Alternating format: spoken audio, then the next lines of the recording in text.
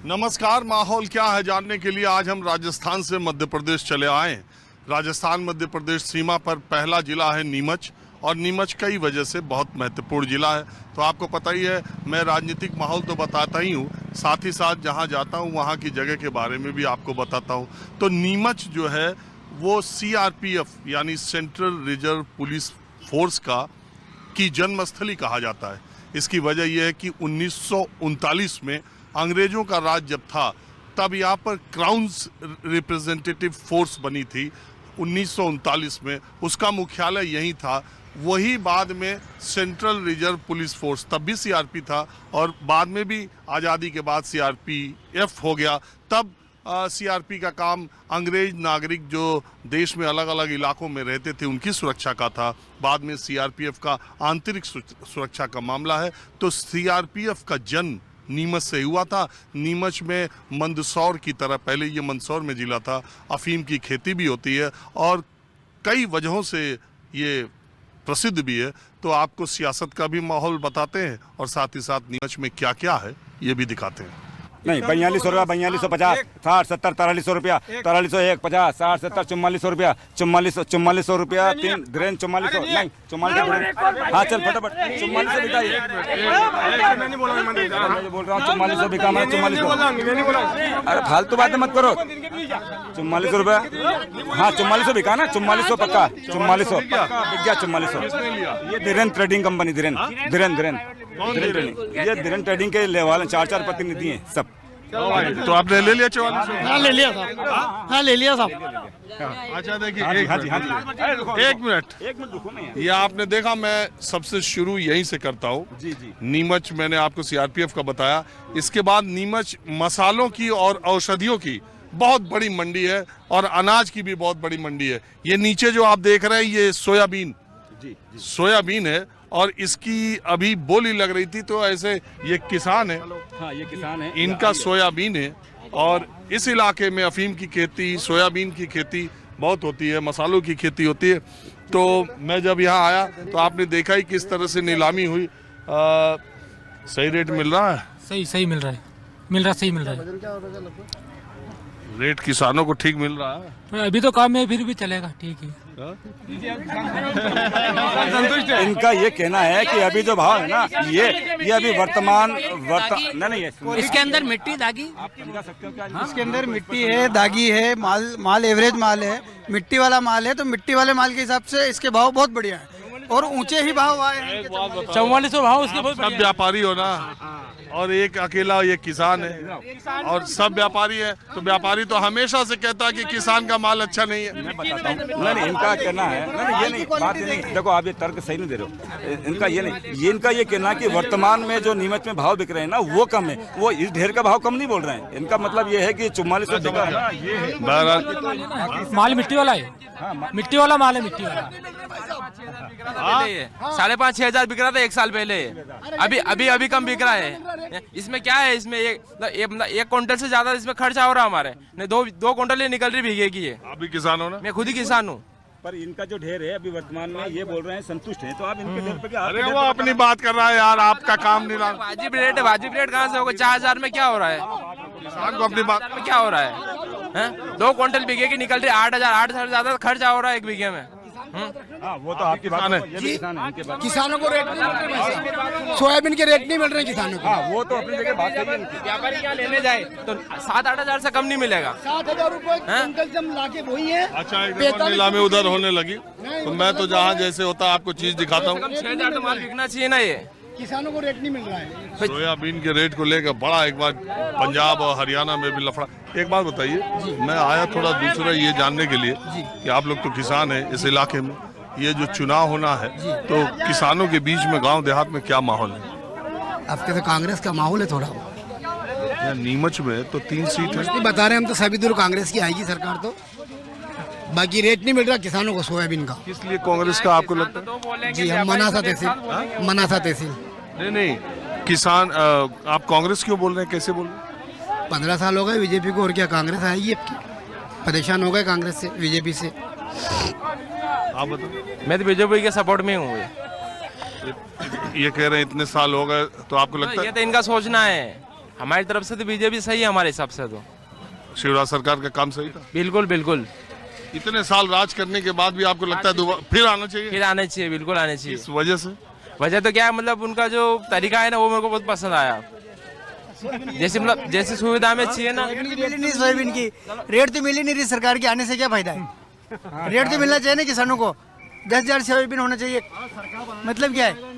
ये उजाड़ सी लगने वाली जगह कभी इस गांव के लिए ये कला जो यहाँ पर अभी बची है वो पूरी दुनिया में विश्वविख्यात थी।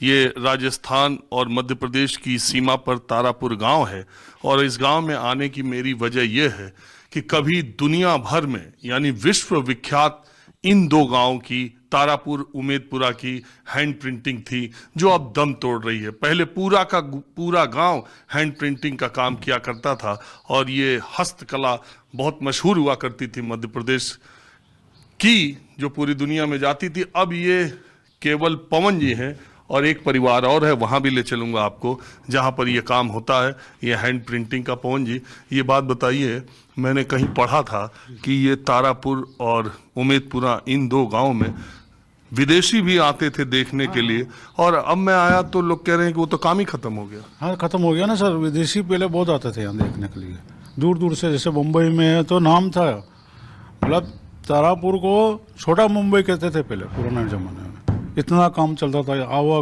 कपड़ा आ रहा है, जा रहा है, मजदूर काम कर रहे हैं। यही पेंटिंग ना? हाँ, यही पेंटिंग सर। तो ये जो है पहले पूरे गांव के लोग करते थे? जी, पूरे गांव के लोग करते थे। और अब तो सीमित बच गए हम, एक इक्का दुक्का।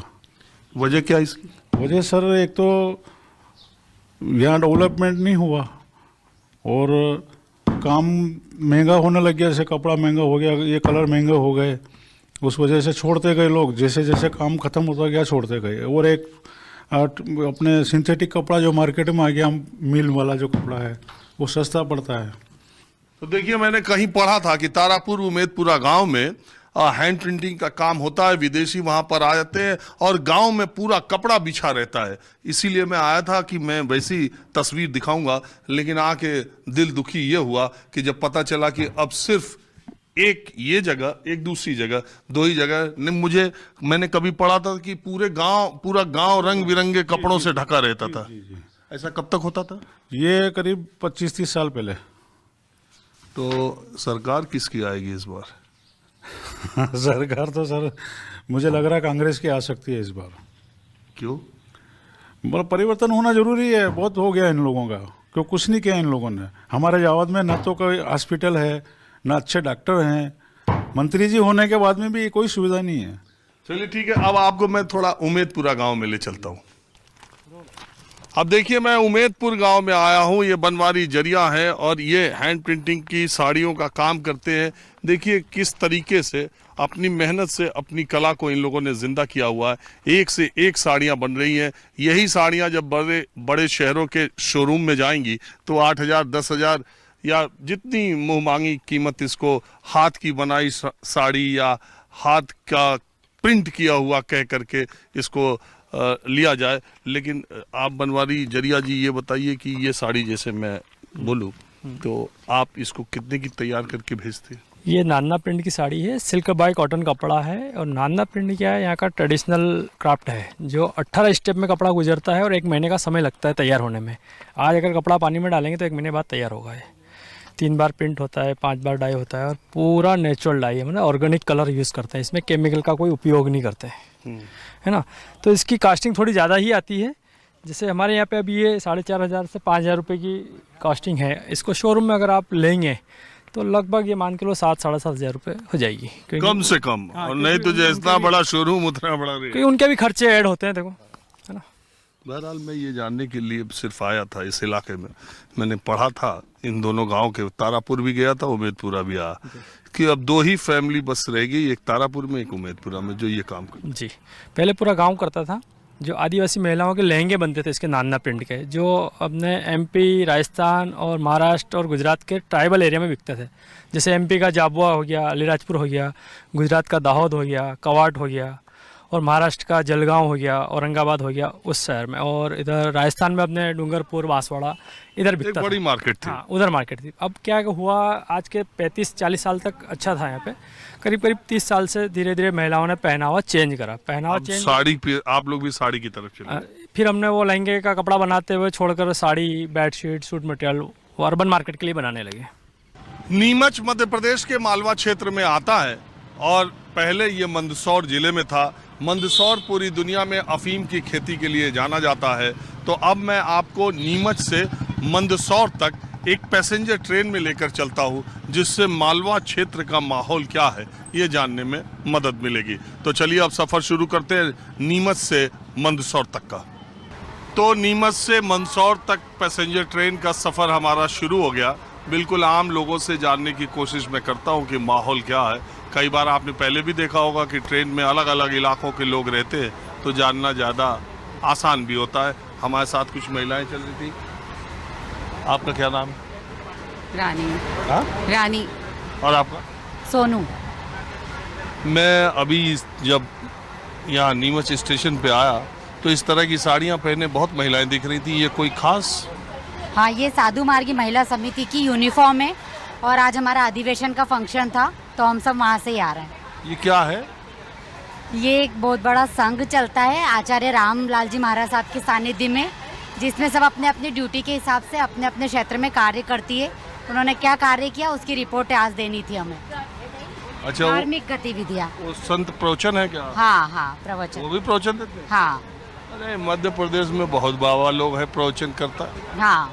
गुजरात का असर है क्या? नहीं नहीं, मध्य प्रदेश में तो ऑलरेडी शुरू से ही है। गुजरात का असर नहीं, अपने अपनी भूमि का असर है। नहीं, गुजरात में भी बहुत है। तो सब जगह है, लेकिन मध्य प्रदेश में तो ऑलरेडी शुरू से ही है ना। यहाँ की तो संस्कृति है ही, यहाँ तो साधु संतों का विचरण हमेशा ही रहता है। आप भी इसी में? जी तो आप यूनिफॉर्म में नहीं? जी। अच्छा, ये कंपलसरी नहीं? जो मेंबर्स रहते हैं, जो मतलब किसी क्षेत्र में या किसी पद पर कार्यरत है, उनके लिए यूनिफॉर्म कंपलसरी अच्छा है। अच्छा, सबके लिए नहीं? सबके लिए नहीं। तो आप करती क्या है वैसे? मैं जो संघ की गतिविधियाँ रहती है, जैसे महिला समिति की कुछ, अरे इसके अलावा? इसके अलावा मैं हाउस वाइफ हूँ रतलाम में। और आप? Same house wife. अभी हाउस वाइफ? तो एक बात बताइए, रतलाम में आप लोग रहती हैं, वैसे तो मैं आया हूँ जानने के लिए आजकल ये कि ये जो इलेक्शन हो रहा, इस इलेक्शन में, इस चुनाव में इस बार आप लोगों को और महिलाओं को खास करके, क्योंकि लाडली बहना, लाडली क्या क्या योजना चल रही है मध्य प्रदेश में, तो उस पर क्या माहौल है? हम जिस कैटेगरी के उनके लिए तो कोई योजना नहीं चल रही है, वो तो टैक्स ही भर रहे हैं। हमारे लिए क्या योजना है? लाडली योजना और सारी चीज़ एक मध्यम वर्गीय जो है उनके लिए ही चल रही है। हमारे तो जैसी जिंदगी चल रही है वैसी ही चल रही है। आपको सरकार की तरफ से कोई फायदा नहीं, कोई फायदा नहीं, जैसा चल रहा है वैसा ही आपको चल लगता है ये शिवराज मामा ये जो रेवड़ियाँ बांट रहे हैं इलेक्शन के पहले, वो उनको काम आएगी? रहा है। अब ये उनको आ रही होगी तभी वो शिवराज सिंह मामा अभी तक चल रहे हैं ना। जिनको जरूरत है उनको काम आ रही है। आगे भी चलेंगे कि हो गया काम पूरा? इतना राजनीति में इंटरेस्ट भी नहीं और आइडिया भी नहीं है, मेरा लेना देना नहीं है। आपको क्या लगता है? नहीं, मेरा भी इंटरेस्ट नहीं है इसमें। हाँ? इस सब्जेक्ट में मेरा भी इंटरेस्ट नहीं है। तो किस सब्जेक्ट में है? बस यही धर्म कर्म? हाँ। जी। कुछ लोग हम मिल रहे हैं तो कह रहे हैं मामा की सरकार। मामा की सरकार, जिसको मामा लाभ दे रहा है वो वोट दे देंगे, नहीं मिल रहा है तो नुकसान खाने वाले थोड़ी देंगे। क्या मैं खुद कह रहा हूँ, जीवन में आज तक कोई योजना का लाभ ही नहीं लिया। क्यों कहते तो है कि नहीं लिया ना, क्या करना। 500 रुपए, वो जो 6000 किसान सम्मान, अच्छे लोग टैक्स देते हैं, उसका खामियाजा अच्छे लोग भुगत रहे। टैक्स कौन दे रहा है ना, उस मुफ्त की सेवा कौन ले रहा है? क्या जरूरत है? अगर देना है तो अच्छी चीज दीजिए, शिक्षा को बढ़ावा दीजिए, स्वास्थ्य दीजिए। जो तो किसकी उम्मीद है इस बार आने की? परिवर्तन होगा, परिवर्तन होगा। आपका क्या नाम है?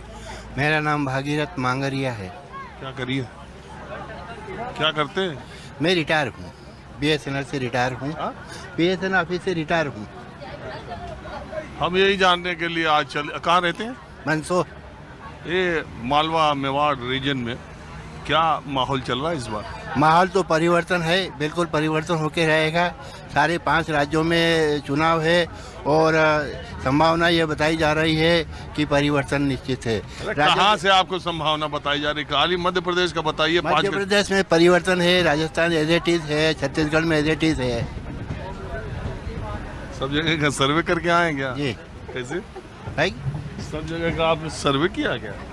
नहीं ऐसा तब कैसे आपको मालूम छत्तीसगढ़ और राजस्थान सब जान रहे हैं? मीडिया, पेपर और अन्य समाचार पत्रों से ज्ञात हो रहा है।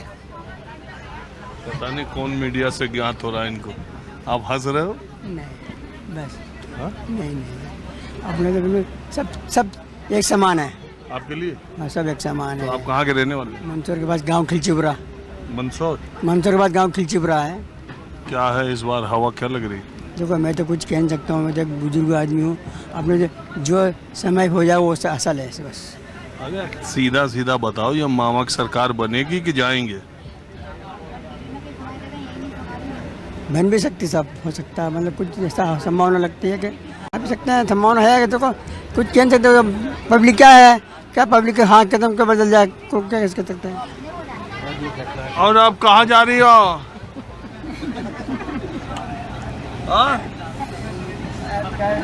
क्या खा रही हो ये तो बताओ। क्या ही नहीं खा रही है, रोटी खाती और क्या खाओ। सासू जी मरवाने हरिद्वार गया था सासू जी को भेजने के लिए। हरिद्वार गई थी? हाँ सब गई थी मैं। क्यों? माता जी मर गई मेरी। सास? मेरी माता जी। अच्छा। उनको लेके गए थे? उनके लेके गए थे दादा और भाभी। और बड़ा दिन जीती आपकी माता जी की उम्र बहुत ज्यादा थी। 100 साल की थी। 100? हाँ। चश्मा लगाती थी? हाँ नहीं लगाए नहीं कुछ नहीं लगाया, अच्छे हुश थे उन्हें। 100 साल में भी चश्मा नहीं लगा? नहीं लगाया। और आप कितने साल की? मैं 65 साल की हूँ, 70 साल की हो गई हूँ। क्या बोलते हैं कुछ? अरे चुनाव तो अब आ गया सर पे, चर्चा तो होती ही होगी। नहीं ऐसी कोई चर्चा तो नहीं होती है। 8-10 महीने से यहीं पर ही है, 8-10 महीने से यहाँ एमपी में ही है ये, तभी क्या चर्चा हो रही होगी, क्या मालूम इनको। अरे तो एमपी की बता दो सासू माँ, आप ही बता दो। मैं क्या बता सकती हूँ, मैं तो सर्विस वाली हूँ, मेरे लिए तो सब बराबर है। ओ सरकारी नौकरी में हो? हमारे लिए सब बराबर है। राजस्थान में आपको क्या लग रहा है? अब उधर का इतना नॉलेज नहीं है मुझे। और तुम बताओ तुम्हारा नाम क्या? मुस्कान नाम है सर मेरा। हाँ? मुस्कान शर्मा। आप क्या करती हो? मैं अभी स्टडी कर रही हूँ। पढ़ाई? हाँ। मामा की सरकार में वैकेंसी निकल रही है? नहीं वैसे तो मैं राजस्थान में है मेरा ससुराल, और यहाँ पे मेरा पीआर है, तो मैं राजस्थान से तैयारी कर रही हूँ। बड़ा चक्कर है ये, राजस्थान की मध्य प्रदेश में इनका ससुराल है और आप जो है मध्य प्रदेश की, आपकी राजस्थान ससुराल है। अलग अलग बहू मिल गई दो जगह की, तो कोई बात नहीं। तो किधर की सरकार आपको ठीक लगती है? गवर्नमेंट तो सब दूर ही अच्छी है सर, ऐसा कुछ नहीं है, बाकी तो लेकिन आप राजस्थान में जब शादी हुई तो तैयारी एमपी के लिए क्यों कर रही? नहीं एमपी से नहीं कर रही, मैं राजस्थान से कर रही हूँ। अच्छा। हाँ यहाँ तो मेरा तो वहाँ वैकेंसी आई? हाँ वैकेंसी तो वहाँ पे निकलती रहती है, और अभी चुनाव की वजह से तो बहुत ज़्यादा ही निकल रही है फिर। और ये पेपर भी तो लीक होता है? हाँ पेपर लीक होता है, पर अब ठीक है, हो रहा है, चल रहा है वहाँ पे भी काम। तो गहलोत सरकार का काम ठीक है? हाँ अच्छा है उनका भी काम। वो दोबारा सरकार उनकी आ सकती है? आ सकती है, वैसे तो वो 3 बार तो हो चुके हैं, हो सकता है इस बार भी हो जाए। और बीजेपी की तरफ से? बीजेपी की तरफ से भी ठीक ही है सर काम, बाकी इतना नॉलेज मुझे भी नहीं है इस बारे में। और यहाँ आपके पीहर में मामा आएंगे कि जाएंगे? बिल्कुल वो तो 100% आएंगे। उनका काम तो अच्छा है। कैसे? अच्छा है उनका काम भी, वैसे बहुत अच्छा है। ये आपकी कौन है? ये मेरे मदर है ना। आप बताइए मामा आएंगे कि जाएंगे? आएंगे, उनका काम भी अच्छा है। क्या अच्छा है? ये जब सुविधा दे रखी है, वही लाडली योजना? लाडली योजना का दे रखा है, पैसे आ रहे हैं महिला के, लड़कियों के लिए सब सुविधा है, तो आना चाहिए उनका। आप बहुत अच्छे हैं वो तो। ये भी तो रेवड़ी है, एक हाथ से लेते दूसरे हाथ से लेते। वो तो है, लेकिन अब अच्छा चला रहे हैं वो भी। अब मैं कुछ और यात्रियों के साथ आ गया हूँ जानने के लिए कि माहौल क्या है। आपका क्या नाम है? मैं क्या बोलूँगी, क्या बोलूँगी? नाम बताओ। मेरा नाम दुर्गा कुमावत है। कहाँ रहती हो आप? मंदसौर। क्या करती हो? मैं फूलों का काम करती हूँ, गुलाब के फूलों का काम करती हूँ। बिजनेस? हाँ, बिजनेस है, मजदूरी जो भी समझ लो। और मंदसौर में तो फूलों का अच्छा काम है। हाँ, अच्छा तो है। मैं तो जानने के लिए इस ट्रेन में ये आया हूँ कि ये जो चुनाव हो रहा है एमपी में, मामा गयो कि क्या है? आने चाहिए मामा जी, मेरा विचार यही है। महिलाओं में सही है, लाडली योजना काम कर रही है? नहीं, उससे कोई मतलब नहीं है। लाडली योजना से कोई मतलब नहीं, वो तो अपने ही पैसे अपने पास आ रहे हैं। पर बात ये है कि अगर मामा जी आ जाए तो अच्छी बात है। क्यों? हाँ, वो बहन बेटियों के बारे में सोचते हैं। ऐसा नहीं कि उन्होंने लाडली योजना दी इसलिए, बाकी महिलाओं के बारे में बहुत कुछ सोचते हैं। जैसे पहले बेटियां बचाओ नहीं चल रहा था, उसमें भी मामा जी ने योगदान दिया है। अब बेटियों को जन्म होने लगा है, मिसकैरेज वगैरह नहीं करवा रहे। बहुत सारी ऐसी बातें हैं जो पहले नहीं हो पा रही थी, वो अब हो पा रही है। वो जो लड़कियों को पैदा होते ही पैसा देना और पढ़ाना, वो काम हाँ, वो है लड़कियों को। और उसके अलावा पहले तो पेट में ही मार देते थे बच्चों को। जो लड़की होती थी उसको तो जांच करवा के पेट में ही खत्म कर देते। अब कहाँ करते हैं, अब तो पैदा करते हैं बेटियों को। तो एक बात है, लोग कह रहे हैं कि वो बहुत दिन से मुख्यमंत्री है। हाँ, ये बात तो सुनने में भी आ रही है। हम भी सुनते हैं, डेली ट्रैवल करते हैं तो। हम भी सुनते हैं, डेली ट्रैवल करते हैं तो। क्या बोलते हैं लोग? कि बहुत टाइम से वो उनको हो गया, थोड़ा कुछ नयापन आना चाहिए। लेकिन नयापन के लिए क्या अपन पुरानी चीज़ों को थोड़ी छोड़ सकते हैं क्या? नहीं। नयापन उन्हीं से उम्मीद कर सकते हैं ना कि वो नया बदलाव लाए, अपने हिंदुस्तान में लाए। और मोदी जी का क्या ख्याल, मोदी जी के बारे में? मोदी जी तो आने चाहिए, 101% आने चाहिए। और आपका क्या कहना है? मेरा कहना है मामा जी वैसे अच्छा ही काम कर रहे हैं, फिर भी थोड़ा सा चेंजेस हो जाना चाहिए ताकि सबको मौका मिले। पार्टी हमारी यही रहेगी, पार्टी यही रहेगी, लेकिन मौका सबको मिलना चाहिए। माने बीजेपी की सरकार आए लेकिन मुख्यमंत्री कोई और हो? नहीं, यही आना चाहिए, बीजेपी आना चाहिए। उनका कहने का मतलब यही है कि मामा जी आना चाहिए। मामा जी आना चाहिए। हाँ जी। क्या नाम है आपका? मोहम्मद वसीम। क्या वसीम मियाँ, क्या किसकी सरकार आएगी? सरकार तो आना चाहिए अच्छे। हाँ? ये है कि बीजेपी आना चाहिए। बीजेपी आना चाहिए? हाँ, और क्या? क्यों अभी बढ़िया चल रहा, और क्या है। मोदी जी अच्छी वो दे रहे हैं। हाँ? मोदी जी अच्छी वो दे रहे हैं योजना है। अरे यार, लोग तो कहते हैं कि मुसलमान लोग बीजेपी और मोदी जी और योगी जी को पसंद नहीं करते। सब बकवास बातें हैं। तो ये है कि देश में अच्छा काम होना चाहिए बस, और काम हो रहा है नहीं। वो तो काम होना चाहिए बस, और क्या है। ये जो हिंदू मुस्लिम की बात होती है, नहीं, वो वाली बात नहीं है। करने वाले करते, अपन थोड़ी करते। क्यों? अब एक बात और मैं कहना चाहती हूँ सबसे कि महंगाई बहुत हो गई है, थोड़ी उस पर ध्यान दिए जाए। पैसे वाला बहुत पैसे वाला हो रहा है, गरीब बहुत गरीब होता जा रहा है। ये कौन कर रहा है? अब ये तो मुझे नहीं पता कौन कर रहा है कौन नहीं, पर ये ध्यान मामा जी को देना चाहिए। हाँ जी, आप बताइए क्या माहौल? सर ऐसा है, माहौल तो जो है चुनाव का बिल्कुल नेक टू नेक फाइट है। लास्ट जो इलेक्शन हुआ 2018 में, वो भी बिल्कुल नेक टू नेक फाइट ही थी। बीजेपी का वोट शेयर कांग्रेस के मुकाबले ज़्यादा था, लेकिन कांग्रेस की सीटें बीजेपी के मुकाबले थोड़ी ज़्यादा थी। अब बहुत फर्क नहीं था, 1% के आसपास वोट परसेंट था और 109 सीटें बीजेपी को मिली थी, 114 सीटें कांग्रेस को। मार्जिन। अच्छा, ऐसा क्यों हुआ? क्योंकि हमारे यहाँ के जो मुख्यमंत्री है मामा जी, उन्होंने वाकई एक्सेप्शनली बहुत अच्छा काम किया है, बहुत शानदार विकास किया है, इसमें कोई शक वाली बात नहीं है। तो 106 या 7 सीटें जो भाजपा को पिछली बार आई थी, 9 सीटें, वो जस्ट बिकॉज ऑफ मामा जी के फेस पर ही आई थी। और आज के चुनाव में एक मुझे ऐसा लगता है, ये मेरा व्यू है, कि भाजपा ने एक बहुत बड़ी गलती की है सर। उनको घेरने के लिए जो अलग अलग क्षेत्र में छतरप खड़े किए हैं, जो सीएम कैंडिडेट खड़े कर दिए हैं डायरेक्टली और इनडायरेक्टली, तो मुझे ऐसा लगता है उसका फ़ायदा की जगह नुकसान भी हो सकता है। क्योंकि सिंगल फेस पे अगर नो डाउट उनके खिलाफ एंटी इनकम्बेंसी तो है, बनती है।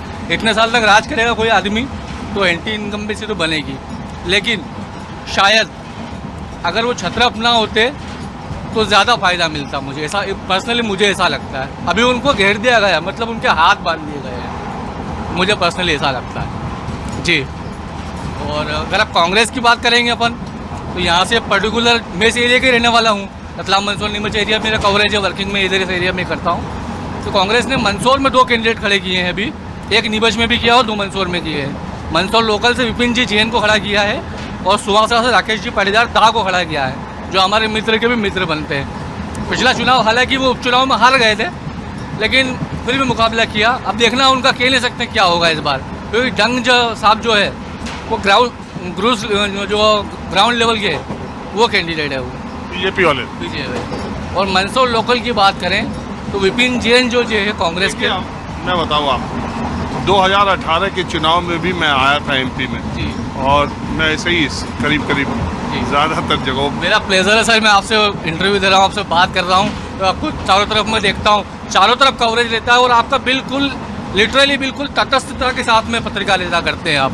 तो ऐसे पत्रकार के साथ में मैं इंटरव्यू दे रहा हूँ, ये मेरा प्लेजर है सर। बहुत शुक्रिया। लेकिन मैं ये कह रहा हूँ कि पिछली बार भी जब मैं आया था 2018 में, तो ऐसे ही माहौल था जो इस बार है 2023 में। एक बात है कि वो शिवराज सिंह का चेहरा उस समय महत्वपूर्ण था, लेकिन इस बार जो बहुत लोगों को टिकट लड़ा रही है बीजेपी, जो नया प्रयोग कर रही है, कहीं आपको मतलब कई लोग ये मानते हैं कि इसका लेना का देना न पड़ जाए। सर मुझे ऐसा लगता है उनको सांसद को नहीं उतारना चाहिए था, क्योंकि होता क्या है कि जो सांसद ने उनकी सीट पर जो लड़े हैं, विधायकी जो लड़ रहे हैं, वो ऑलरेडी जो भाजपा के दूसरे कार्यकर्ता उसके लिए मेहनत कर रहे थे। जो वैक्यूम जो क्रिएट था पहले से कि मुझे मिलेगी 4 या 5 दावेदार हुआ करते हैं पैनल के अंदर।